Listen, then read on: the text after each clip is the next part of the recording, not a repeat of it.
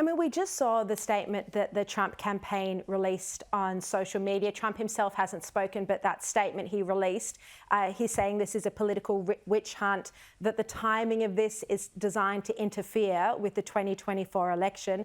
You worked for him as Deputy Chief of Staff. You then worked for the First Lady, Melania. Tell me what him and his team would be thinking in mounting this argument. I think they know that this is a very effective argument for the Trump voter base. I think Americans in general, especially on the political right, have a deep-seated concern about government overreach and the role of government institutions. So they're particularly likely to see this in the way that he's describing it, as a politically motivated action. I think he knows this is a very effective way to continue to fundraise. He's certainly seen that from the first two indictments, where his poll numbers actually improved among Republican voters and his fundraising went up. So I think he's using the same playbook because he knows it's worked in the previous two cases. And some of his voter base may not care about the nature of the indictment. Some of them do see this as a very politically motivated action. And what about the substance of his claims, though? And I did show a timeline at the start of the show that every time there was a serious issue emerging against Hunter Biden, that Jack Smith, came out with more charges or a fresh indictment against Trump. Do you think there is the argument that politics is playing into this, even if there is substance to the charges? Do you think politics is also playing into Jack Smith's actions?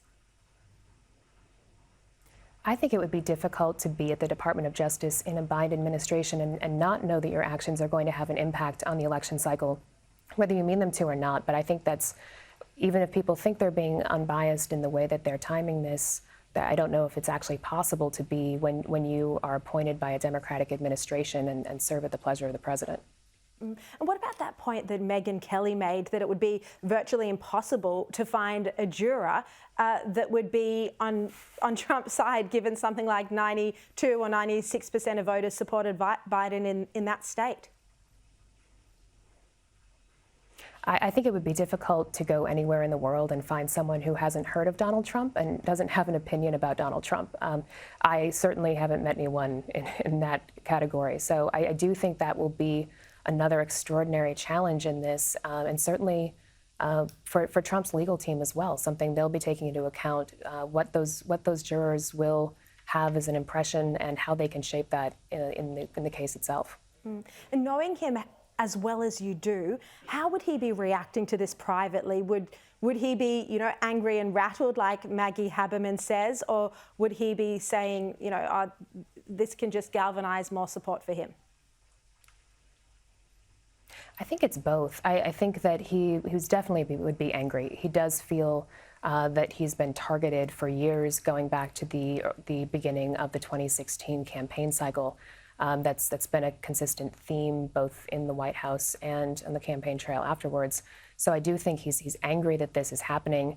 Just because he sees an upside on fundraising doesn't mean that he would want this to happen. And I think he would be rattled by the fact that these are some very serious charges. It's not the kind of thing there's a good template to look towards in the past and say, like there was with the case in New York, the first indictment, where there, to the extent there's precedent in the U.S. political and legal system, it went well for the defendant. So this is a very different type of case, and it's much more serious. I think he would definitely be taking that into account in terms of personal liability, more so than political favorability.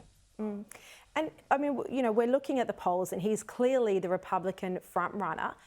What do you think we're looking at here? Could there be a case where he does end up in prison, but yet is still running to be president?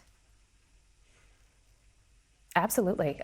It's unknown, it's untested in the U.S. system whether or not a president can use the federal pardon authority to pardon himself, basically because we've never had a case like this before, and I don't think our founding fathers thought that we'd be in this position.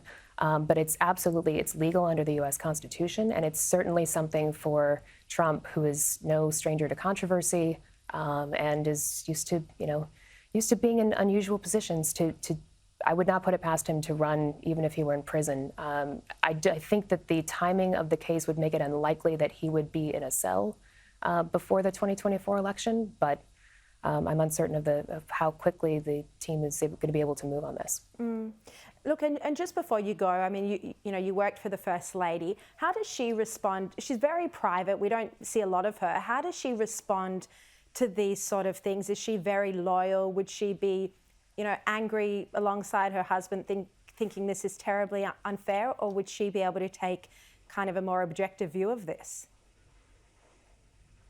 No, I think she's extremely loyal to him, and I think they have a much closer relationship behind closed doors than most people see in public, just because she is so private and very focused on her son and on her family.